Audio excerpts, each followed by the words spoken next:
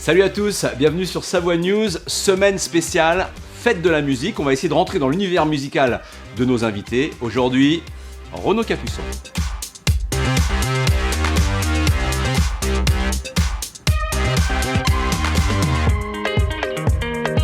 Renaud, ton premier concert, je vais préciser, en tant que spectateur. Alors, le premier concert que j'ai entendu, c'était au Festival des Arts, donc en Savoie, et je devais avoir 5 ans, je pense. Ton premier concert. Et puis le premier concert que j'ai donné moi-même, c'était aussi aux Arts, que je devais avoir 8 ans. Voilà. Alors Renaud, la chanson que tu écoutais en boucle au lycée. On peut pas dire que j'écoutais beaucoup de musique autre que classique, très franchement. J'ai été dans une bulle pendant de nombreuses années, une bulle classique, mais j'adorais écouter, en même temps que ma sœur, Cabrel et Goldman, que j'ai d'ailleurs rencontré et l'un et l'autre, et avec qui j'ai joué par la suite, et c'était un bonheur. Renaud, dis-nous, quelle est ta musique du moment? J'écoute beaucoup Madeleine Peyroux en ce moment. C'est une chanteuse que j'aime beaucoup. J'aime aussi beaucoup Mélodie Gardot, mais c'est vrai que Peyroux, je trouve qu'elle a quelque chose de très...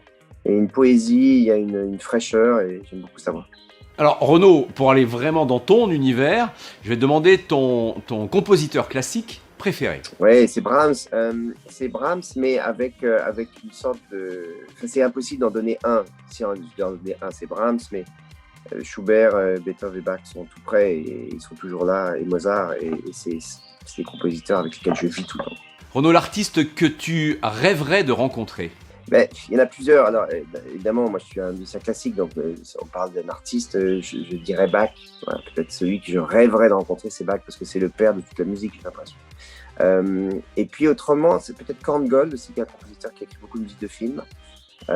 Et dans les modernes, dans ceux qui sont vivants, je dirais aussi John Williams, que j'ai jamais rencontré, mais que j'aimerais beaucoup rencontrer.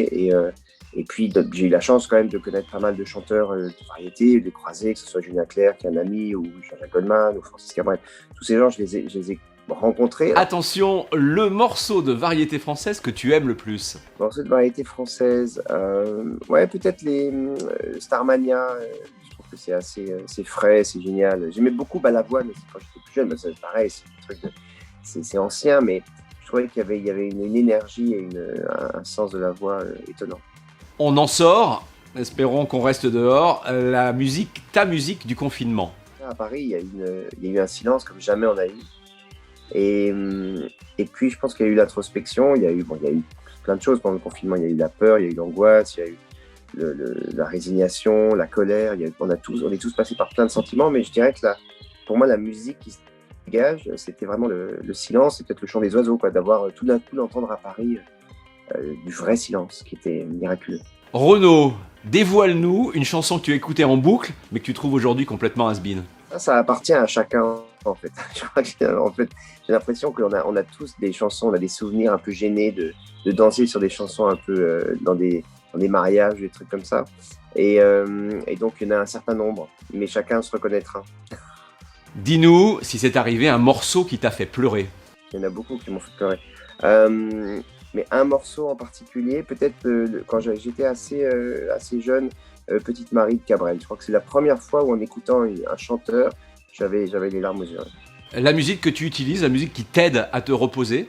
Quelle que soit l'œuvre de Jean-Sébastien Bach, que ce soit des œuvres pour piano, pour orchestre, des œuvres chorales, c'est un compositeur. Là, je vous le conseille à tous.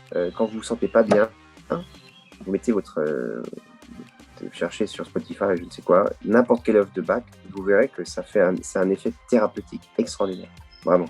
Alors Renaud, dis-nous la musique que tu as découvert sur le tard grâce à tes enfants. Clairement Vianney, puisque mon fils de 10 ans est totalement fan de Vianney, et moi qui connaissais Vianney pour l'avoir croisé sur des plateaux, le jour où j'ai dit à mon fils que je connaissais Vianney, là je suis devenu un héros national à la maison. C'est la première fois où j'ai vu vraiment, il m'a dit « Mais tu le connais, c'est incroyable !» alors que je connais des musiciens qui ne lui parlaient pas du tout. Et donc voilà, ça c'est grâce à lui que j'ai rencontré et connu les chansons de Vianney. Ta love music? Peut-être le concert de Köln de Keith Jarrett. Je trouve que c'est quand même c'est assez extraordinaire. Eh ben merci Renaud, merci d'avoir passé ce moment avec nous.